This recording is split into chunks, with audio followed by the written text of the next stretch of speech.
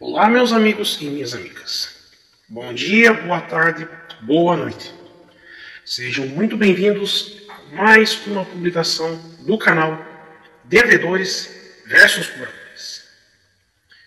Me chamo Alzemiro, blogueiro e criador de conteúdo para a internet, e mais uma vez estou aqui para conversar com você, endividado ou endividada, que está passando por momentos difíceis, né? Pós-pandemia, e os problemas aí com dívidas, que mais a metade ou a metade do povo brasileiro está enfrentando hoje. As ligações de cobrança não param, o credor quer receber, as empresas de cobrança querem ganhar uma comissão para cobrar as dívidas, mas a realidade do brasileiro está completamente oposta a essas vontades dos credores e das empresas de cobrança. Tivemos uma pandemia brutal que durou 2 anos, ou melhor, a pandemia ainda continua, mas o grosso mesmo dessa pandemia durou 2 anos. E os erros e problemas que aconteceram no ano passado. E hoje vamos falar nessa publicação sobre esses erros e um pouco sobre política. Vamos debater aqui, sobre quem é o melhor candidato a presidente da República agora nessa eleição de 2022, com os problemas que os endividados estão enfrentando hoje. Vamos falar um pouco sobre Jair Messias Bolsonaro e sobre Luiz Inácio Lula da Silva e o que eles podem fazer de concreto para todas as pessoas que estão com dívidas. Bom, para isso, temos que voltar um pouquinho no tempo, Vamos voltar lá nos anos de 2003 e 2004. Nos primeiros anos do mandato do senhor Luiz Inácio Lula da Silva. Bom, o que aconteceu naqueles anos? Os primeiros anos que o Lula assumiu o poder. Ele simplesmente fez 2 coisas, que foi um erro na economia brasileira, mas está feito e nós estamos pagando, por esses erros até hoje. Bom, o Lula, ele pegou e, primeiro, elevou pessoas beneficiárias de programas sociais, pessoas que tinham renda abaixo de um salário mínimo para a classe média. Ou seja, o Lula, ele eliminou os pobres, e miseráveis naquela época, num toque de mágica, através do marketing político muito forte que ele tinha. Ele subiu as pessoas de classe mesmo sem renda. E o que isso aconteceu? O que isso afetou na vida dos brasileiros perante as instituições bancárias e financeiras naquela época? Ora, muito simples.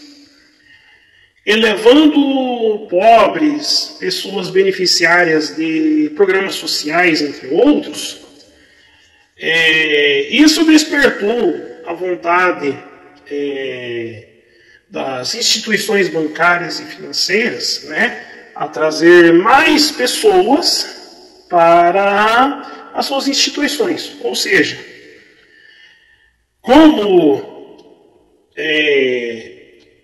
segundo a concepção e os planos econômicos do governo Lula, que consistia que todas as pessoas que ganhavam menos que o salário mínimo estavam na classe média, que ele colocou lá, essas pessoas tiveram facilidade ao crédito, a cartão de crédito, a empréstimos e outras coisas. Muitas das vezes foi desrespeitado, né, foram desrespeitados aquelas normas internas das instituições bancárias e financeiras, onde toda pessoa não poderia comprometer mais que 30% do que ganhava. E isso fez o quê?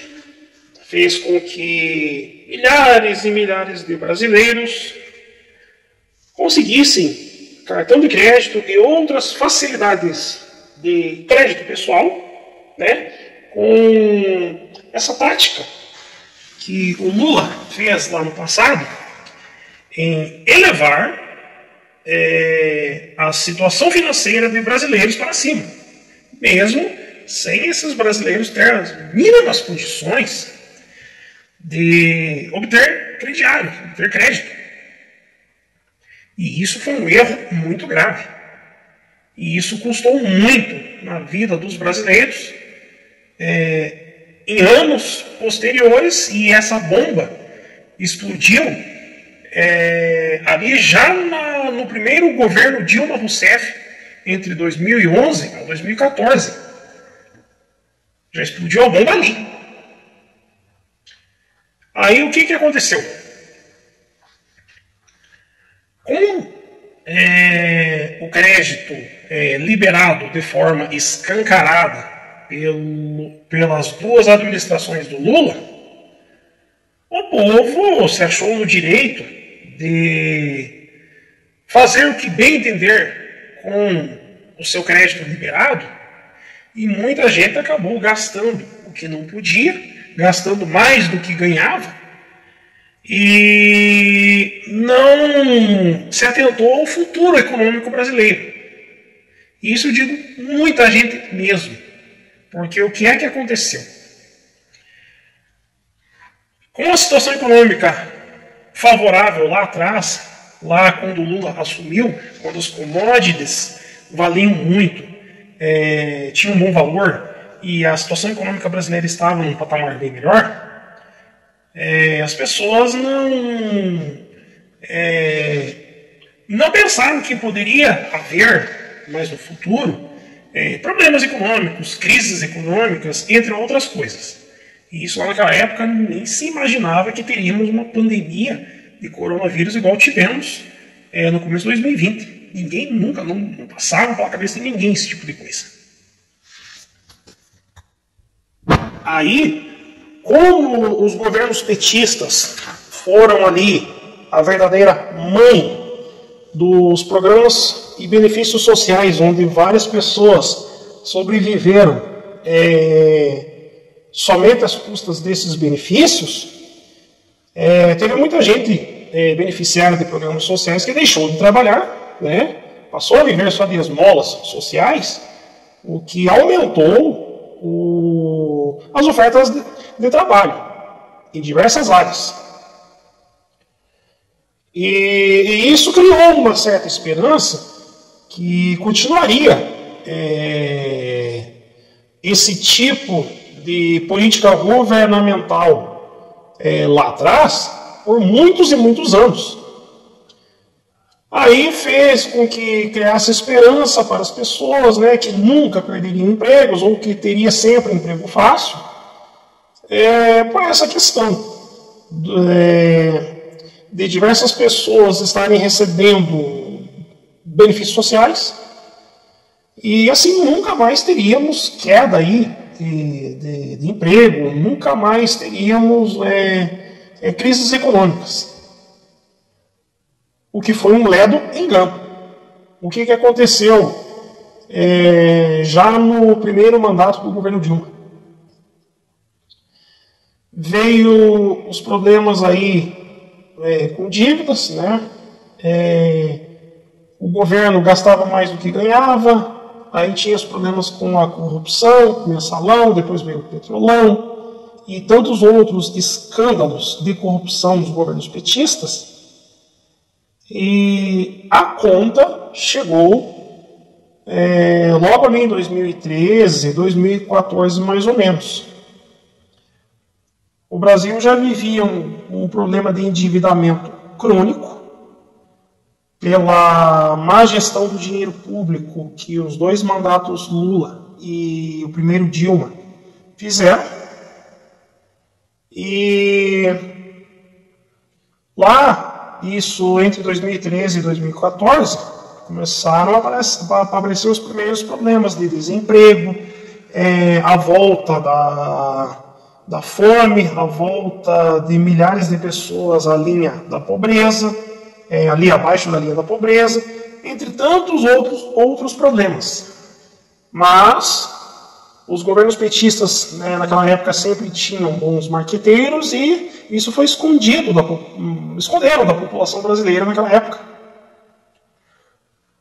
Aí, então, o presidente Dilma Rousseff fez uma manobra e escondeu dados verdadeiros econômicos do Brasil para se reeleger. E quando ela se reelegeu, logo em seguida a bomba explodiu e aí tomamos o conhecimento de como estava a economia brasileira naquele tempo. Aí que nós acordamos para a realidade, que tinha milhões de desempregados e milhões de endividados, micro e pequenas empresas no fundo do poço financeiro.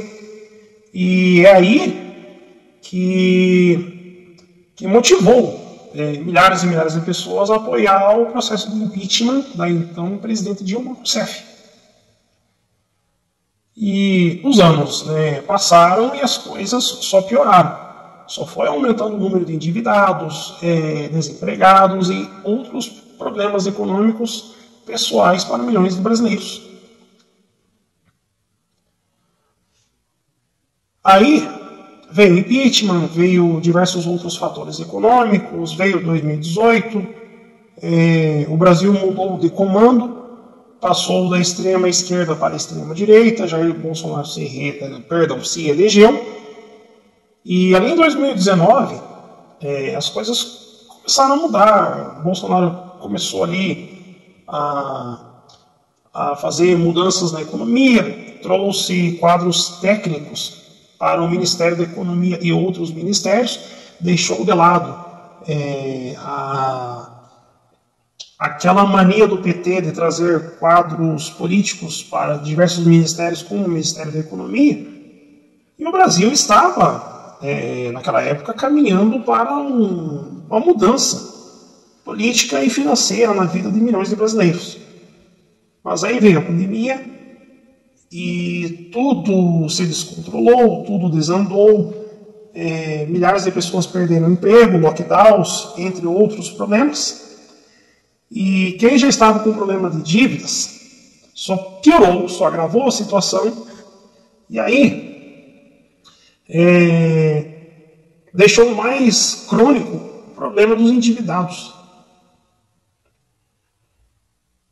Aí, a sequência todos sabem, né? As pessoas priorizaram o que é mais importante ali em suas vidas financeiras, né? Pagamentos de contas que não podem ser adiadas, né? Como luz, água, aluguel, prestação de imóvel, IPTU, IPTU para quem tem imóvel próprio, IPVA para quem tem carro, entre outras contas prioritárias, e deixou de pagar aí dívidas como cheque especial, cartão de crédito, crédito pessoal, entre outros. E aí os problemas estão aí, né? Deixando de pagar essas contas, né? O credor quer receber, não consegue ter sucesso no recebimento por conta do que vivemos ali na pandemia e contratam essas empresas de cobrança e recuperação de crédito. E nisso, milhões de pessoas têm problemas aí com essas empresas ligando de forma abusiva, de forma infernal, forçando um acordo de pagamento de dívidas, né, forçando que essas pessoas façam um acordo para pagarem as dívidas, né, ou ficarem condenadas a receber 30, 50 ligações de cobrança por dia. Aí tem muita gente que me pergunta, qual dos dois candidatos é o melhor para os endividados? Bolsonaro ou Lula? Bom,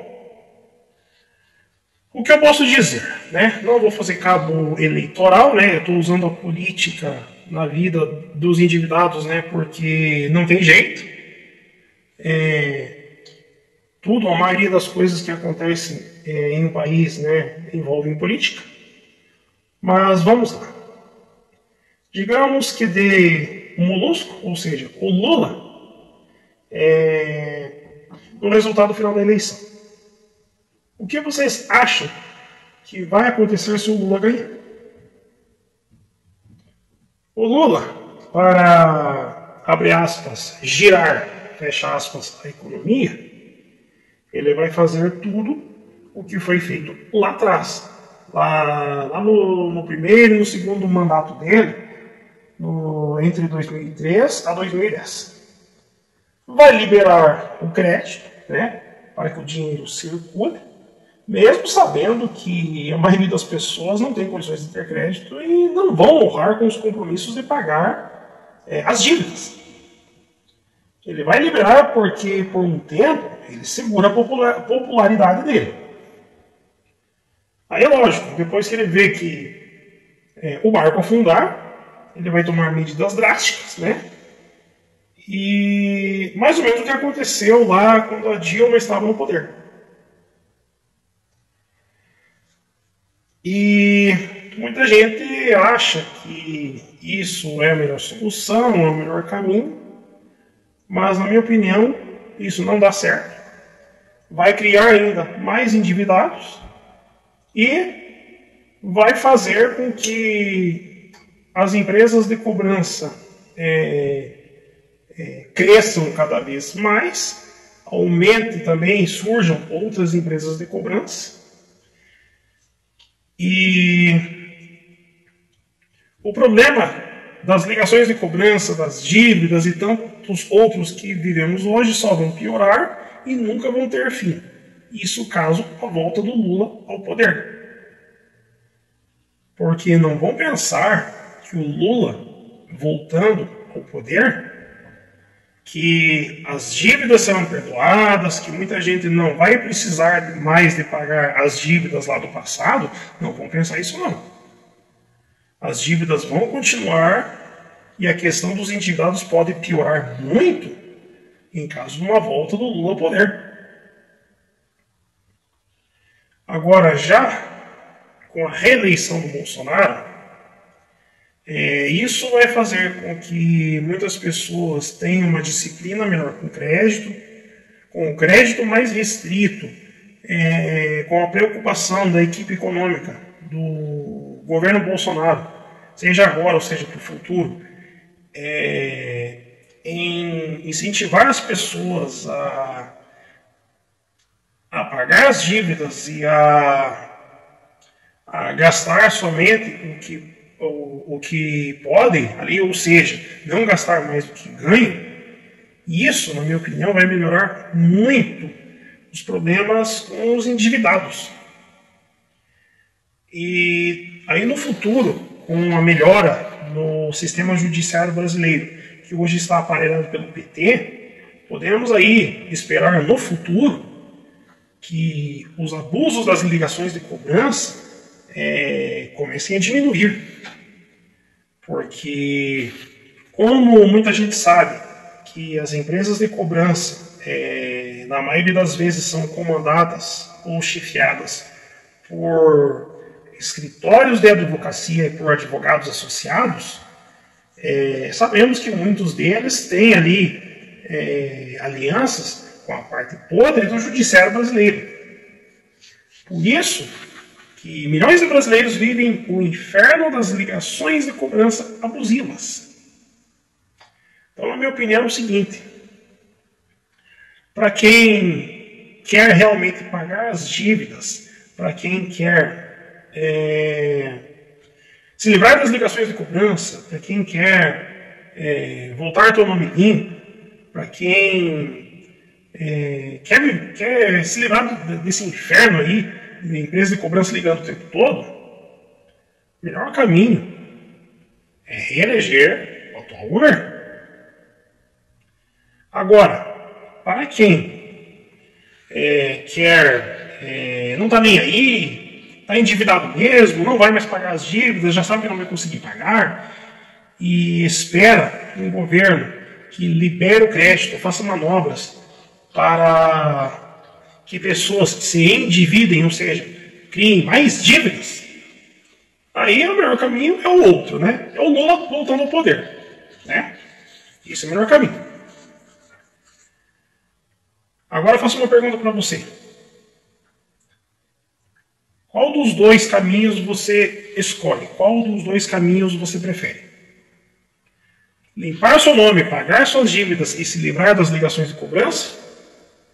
Ou se endividar mais, conseguir mais crediário e aumentar ainda mais a sua dívida e passar vários anos sendo incomodado e importunado por empresas de cobrança e seus credores? Deixe nos seus comentários, isso é muito importante, tá? Para a gente ter uma ideia e uma noção, qual é o seu perfil de endividado ou endividada, se você tem dívidas, e o que você espera para o futuro do Brasil na economia. Pessoal, isso é muito sério, tá?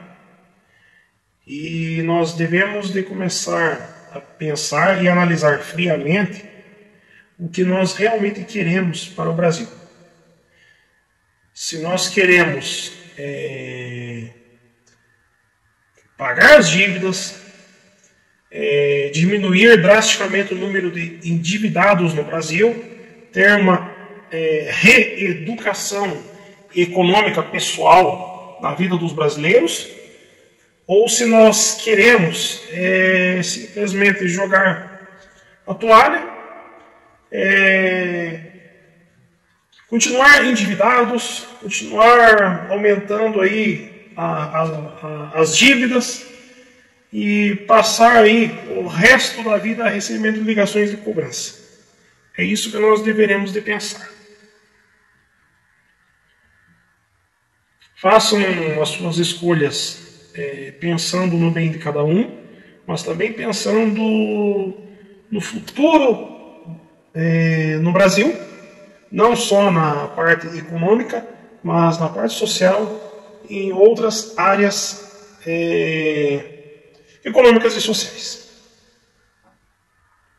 Espero que essa publicação aí sirva aí para uma reflexão, né? Eu, na minha opinião, eu acho que o povo deve de pagar suas dívidas, mas também não ficar mais submissos ao crediário, se livrar aí do assédio das empresas de cobrança e das instituições bancárias, financeiras, de comércio e prestação de serviços. E a gente se livrar dos cobradores, do inferno das ligações de cobrança e levar uma vida relativamente normal, sem dor de cabeça. Bom, mais uma vez eu faço um convite, né, para deixar aí o seu joinha, se inscrever no canal e ativar o sininho de notificações. Isso é muito importante para que o meu trabalho contra as ligações de cobrança abusivas se fortaleça a cada dia que passa.